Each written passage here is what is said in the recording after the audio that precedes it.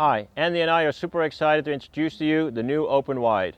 Years ago when we introduced the Open Up, it was sort of a paradigm shift in how gravel bikes work. Before that, most gravel bikes were quite, let's say slow, upright geometry bikes that were really, geared towards, bike packing and things like that. There wasn't really a way that you would take a gravel bike and really design it to go super, super fast.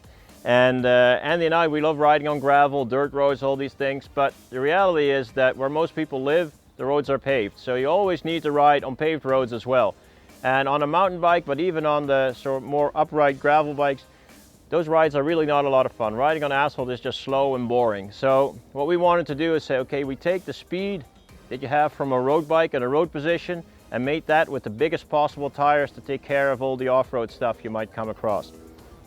And so that's what we did with the Up. We had a road geometry, road steering, so it had a real good, nimble handling. And then we tried to get as much tire in as possible. Now, one constraint was that we wanted to use a road crank, because a road crank has a narrow pedal stance and it gives you the pedaling efficiency, which is just very important on gravel and paved roads. But of course, when you have a narrow crank and a narrow chain ring, there's not a lot of space there for your tire. So what we did is we dropped the drive side chainstay, putting it in an area where there's less overlap between the two, created more space for the rear tire, and that's how we were able to fit a 2.1 inch mountain bike tire into an Open Up and an Open Upper. Of course, after that, a lot of gravel bikes have copied that feature, at least visually, although often it didn't really lead to more tire clearance, and also the handling geometry, everything often wasn't copied the same way. But that's okay for us. We're happy with the recognition. And of course, the Up and the Upper have become a much bigger success than Andy and I ever dreamed, and sort of created that new category of fast gravel bikes. And when Andy and I were riding it, there wasn't much that we don't like about the Up and the Upper, but we thought, okay, what's the next step? And that's really to try and fit even bigger tires in. Well, how do you fit bigger tires in when you still want to use that narrow road crank for efficiency? Well, there's two ways we did that. The first one, as you can see, is we dropped not only the drive side, but also the non-drive side chainstay. When dropping them both in parallel, that connection between the bottom bracket and the start of the actual chainstays, that sort of box there, that monostay, can be much more efficient. It's now just a rectangular box that's very stiff, whereas before it was sort of a twisted shape because one chainstay was straight and the other one dropped down.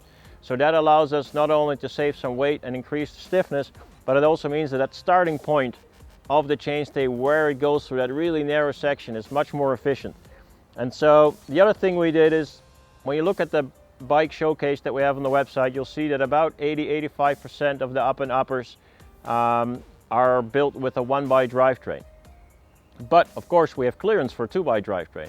With the Wide, we decided, okay, we're going to build it only for a 1x drivetrain. That allows us to make the seat tube more efficient, but more importantly, it also means we don't have to take the inner chainring into account that you have on a 2x drivetrain. So by removing that inner chainring, that spacing becomes available for the rear tire. So we can widen up the stance of the chainstays a little bit, fit in the bigger tire. And so in the Open Wide, instead of a 2.1, you can fit a 2.4 inch tire in. Of course, it depends a little bit what rim you put it on. As the rim goes wider, you don't need as wide a tire to get the actual measured width to that size, but virtually all 2.4 inch tires on virtually all rims that we've tested fit in there. And that really makes a big difference. Going from 2.1 to 2.4 inch for the tire, you now have a host of really aggressive mountain bike tires available, and you can really take the Open Wide anywhere, any trail. Doesn't matter if it's very rocky, very rooty, because 2.4 inch, that's even a big tire for a cross-country mountain bike nowadays. So it really gives you that great option of taking the tire that matches, no matter how crazy the terrain is. But on the other hand, your riding geometry is still that fast road position. So the first half hour on paved roads, or the really fast gravel roads or dirt roads, you can really hammer and really keep that speed because your position is still fast and aero. There's tons and tons of other details on the bike as well, which will go into more details. There are lots of stuff carrying capability, of course, your internal cable routing, all those things. Another tweak that you will see compared to the Up is that the geometry is a little bit taller. So the stack has increased by about 20 millimeters on each side.